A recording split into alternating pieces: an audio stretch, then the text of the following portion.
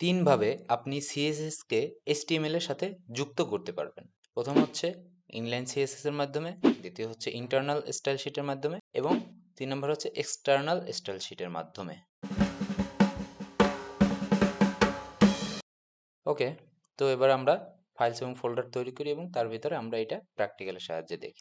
তো এবার আমরা একটি ফোল্ডার তৈরি করি এবং ফোল্ডারের নাম দিই হচ্ছে CSS to HTML। ওকে, এটাকে আমরা সরাসরি রাইট মাউসে ক্লিক করে ভিজুয়াল স্টুডিও কোডের মাধ্যমে ওপেন করি। তো এখানে আমরা একটি ফাইল তৈরি করি, ফাইলের নাম দিই হচ্ছে index.html। এবারে HTMLটাকে আমরা সরাসরি এভাবে শিফট অন প্রেস করে এর স্ট্রাকচারটা সাজিয়ে নিলাম। এখন আমরা পাশাপাশি এটাকে ব্রাউজারেও ওপেন করে নিই। ওকে, তো এবার আমরা HTML লেখার জন্য এখানে প্রথমে টাইটেলটা চেঞ্জ করি। টাইটেল দিয়ে হচ্ছে CSS to HTML। Okay, refresh. Yes, CSS to HTML। এবারে আমরা এখানে কিছু হচ্ছে ট্যাগস নিই এবং এর ভিতরে হচ্ছে এলিমেন্ট নিই। এটা হচ্ছে এইচন, হ্যালো ওয়ার্ল্ড অ্যান্ড একটা পি ট্যাগ এবং পি এর ভিতরে হচ্ছে আই অ্যাম রাইটিং HTML। ওকে, তো এটা আমরা এখানে hello world I am writing HTML।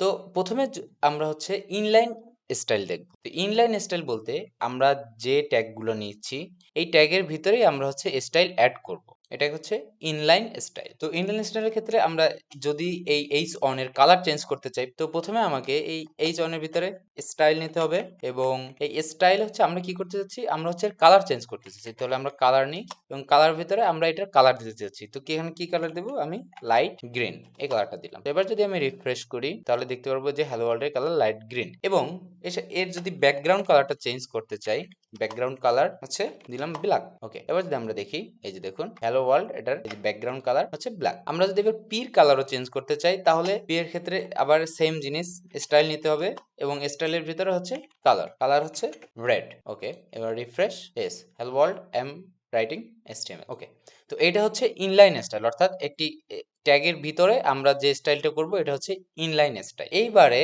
আমরা দেখব হচ্ছে ইন্টারনাল স্টাইল। ইন্টারনাল স্টাইল লেখার ক্ষেত্রে আমরা এই যেগুলো লিখছি এই যে ইনলাইন স্টাইলগুলো সবগুলো আমরা মুছে দিই। তো ইন্টারনাল স্টাইলের ক্ষেত্রে ইন্টারনাল বলতে অর্থাৎ আমরা HTML ভিতরেই নিচ্ছি, কিন্তু এই স্টাইল ট্যাগটা আমাদের স্টাইলটা নিব আমরা হচ্ছে হেডের ভিতরে। তো হেডের ভিতরে আমরা একটা স্টাইল ট্যাগ নিই।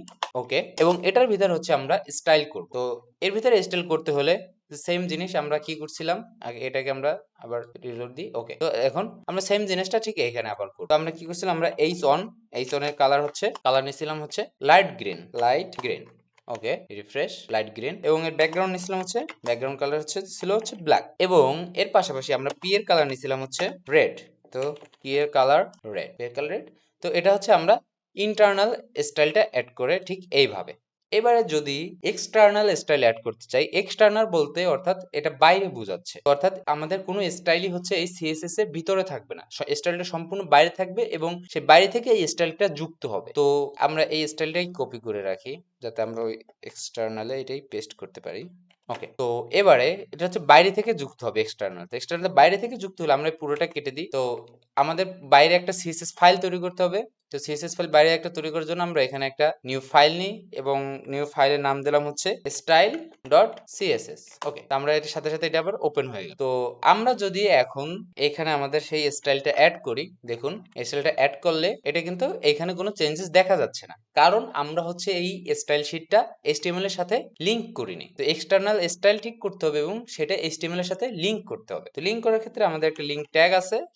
ওকে, তো লিংক ট্যাগ দিলে অটোমেটিক এই জিনিসগুলো চলে আসলো এবং এইখানে যে এইচ আর এফ এখানে হচ্ছে আমাদের ওই স্টাইলটা যুক্ত করতে হবে। তো আমরা এই যে style.css যে ফাইলটা আমরা তৈরি করছি ওই ফাইলটা এখানে যুক্ত করে দিলাম। এটা যুক্ত করার পরে এবারে যদি আমরা রিফ্রেশ করি তাহলে দেখুন আমাদের এখানে চেঞ্জেসটা দেখা যাচ্ছে। এটা হচ্ছে এক্সটার্নাল স্টাইল দেখলাম আমরা। তো আমি আবার বলতেছি যে সিএসএস সাধারণত তিন ভাবে এটা হচ্ছে HTML এর সাথে যুক্ত করা যায়। একটা হচ্ছে ইনলাইন স্টাইল, একটা হচ্ছে ইন্টারনাল স্টাইল আর একটা হচ্ছে এক্সটার্নাল স্টাইল। তো সবসময় রিকমেন্ডেড হচ্ছে এক্সটার্নাল স্টাইল ব্যবহার করা, এতে আপনার কোড অনেক সুবিধা হয় এবং এটাই বেস্ট প্র্যাকটিস। কিন্তু অনেক ক্ষেত্রে ইন্টারনাল বা ইনলাইন স্টাইল যুক্ত করা প্রয়োজন পড়তে পারে। তো সেক্ষেত্রে ইন্টারনাল স্টাইলও করা যেতে পারে, কিন্তু ইনলাইন স্টাইল সবসময় অ্যাভয়েড করা উচিত। আশা করি ব্যাপারটা বুঝতে পেরেছেন। ধন্যবাদ।